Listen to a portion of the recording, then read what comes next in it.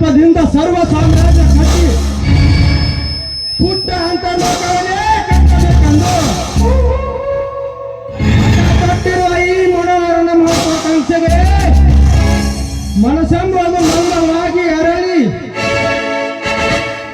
ಆ ಪುಷ್ಪ ಲಕ್ಷ್ಮಿ ಹರಿ ಐದು ಹೋಗುತ್ತಿದೆಯಲ್ಲ.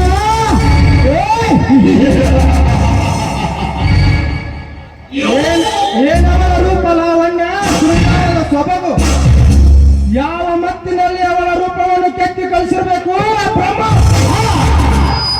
ಸೊಂಟದ ಸೌಂದರ್ಯ, ಕಂಠದ ಮಾಧುರ್ಯ, ಹಾಡಿ ಕುಣಿದು ಅಪ್ಪಳಿಸಿ ನಗು ಅವಳ ತುಟಿ ಹಸ್ತಗಳನ್ನು ನೋಡಿ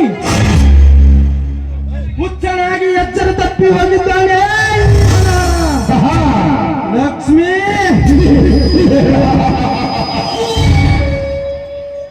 ನನಗಾಗಿ ಜೀವಂತ ನೀ ಅವತರಿಸಿ ಬಂದೆ. ಶೃಂಗಾರದ ಜೀವಂತ ಶಿಲೆಗನ ಭಂಗಿಯಾಗಿ ಭಂಗಿ ರೂಪದಲ್ಲಿ ನಿತ್ಯ ನಿನ್ನ ಕಣ್ಣ ಮುಂದೆ ನನ್ನ ಚುಂಬಿಸುವ,